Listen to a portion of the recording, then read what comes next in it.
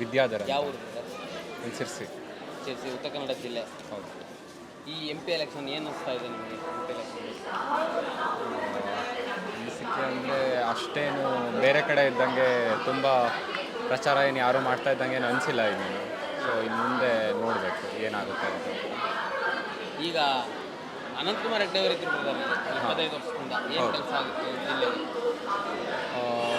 National highway ಎಲ್ಲ ಸ್ವಲ್ಪ ಚೆನ್ನಾಗಿ ಮಾಡಿದ್ದಾರೆ, ಬಟ್ ಅವರು ಪಬ್ಲಿಕ್ಲಿ ಕಾಣಿಸ್ಕೊಂಡಿರೋದು ಸ್ವಲ್ಪ ಕಡಿಮೆ. ಬಟ್ ಕೆಲಸ ಮಾಡಿದ್ದಾರೆ, ಬಟ್ ಅವರಾಗೆ ಹೊರಗಡೆ ಕಾಣಿಸ್ಕೊಂಡಿಲ್ಲ ಪಬ್ಲಿಕ್ಗೆ. ಎಲೆಕ್ಷನ್ ಟೈಮಲ್ಲಿ ಮಾತ್ರ ಕಾಣಿಸ್ತಾ ಇದ್ರು ಅಂತಾರೆ. ಎಲೆಕ್ಷನ್ ಟೈಮಲ್ಲಿ ಒಂದಷ್ಟು ಭಾಷಣಗಳು ಮಾಡ್ತಾ ಇದ್ರು, ಕಾಣಿಸ್ತಾ ಇದ್ರು ಅಂತ ಹೇಳ್ತಾರೆ. ಹಾಂ, ಅದು ಹೌದು. ಬಟ್ ಕೆಲಸ ಆಗೇ ಇಲ್ಲ ಅಂತನೂ ಅಲ್ಲ, ಕೆಲಸ ಆಗಿದೆ. ಆ ಕೆಲಸ ಆಗಿದೆ.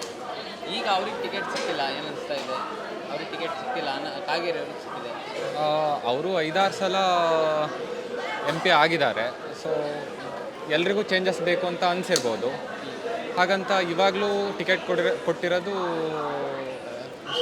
ಅಲ್ಲಿ ರಿಜೆಕ್ಟ್ ಆದವ್ರೆ, ಅಂದರೆ ಜನನೇ ಲೋಕಲಿ ಸಿರ್ಸಿ ತಾಲೂಕವರು, ಸಿರ್ಸಿ ಸಿದ್ದಾಪುರದವ್ರು ರಿಜೆಕ್ಟ್ ಮಾಡಿದವ್ರೆ. ಕಾಗೇರಿ ಹೌದು. ಸೊ ಹಾಗಂತ ಕಾಂಗ್ರೆಸ್ಸಿಂದ ಕೊಟ್ಟಿರೋರು ಹೊರಗಡೆಯಿಂದ ಬಂದಿರೋರು ಅನ್ನೋ ಒಂದು ಅಭಿಪ್ರಾಯ ಇದೆ. ಸೊ ಈ ಸಲ ಸ್ವಲ್ಪ ಎಲ್ರಿಗೂ ಡೌಟ್ಫುಲ್ ಇದೆ. ಕಾಂಗ್ರೆಸ್ಸು ಬರ್ಬೋದು, ಕಾಂಗ್ರೆಸ್ಗೂ ಒಂದು ಚಾನ್ಸ್ ಇದೆ, ಅಂದರೆ ಫೈಟ್ ಇದೆ. ಹಾಗಂತ BJPಗೆ ಏನು ಸುಲಭ ಏನಲ್ಲ. ಬಂದ್ರೂ ಮೋದಿ ಅಲೆಯಲ್ಲಿ ವಿನ್ ಆಗ್ಬೋದು ಅಷ್ಟೇ. ಅವರ ಕೆಲಸದ ಮೇಲೆ ವಿನ್ ಆಗಲ್ಲ. ಕೆಲಸದ ಮೇಲೆ ವಿನ್ ಆಗೋದು ಕಷ್ಟ ಇದೆ, ಬಟ್ ಮೋದಿ ಅಲೆಯಲ್ಲಿ ವಿನ್ ಆಗ್ಬೋದು.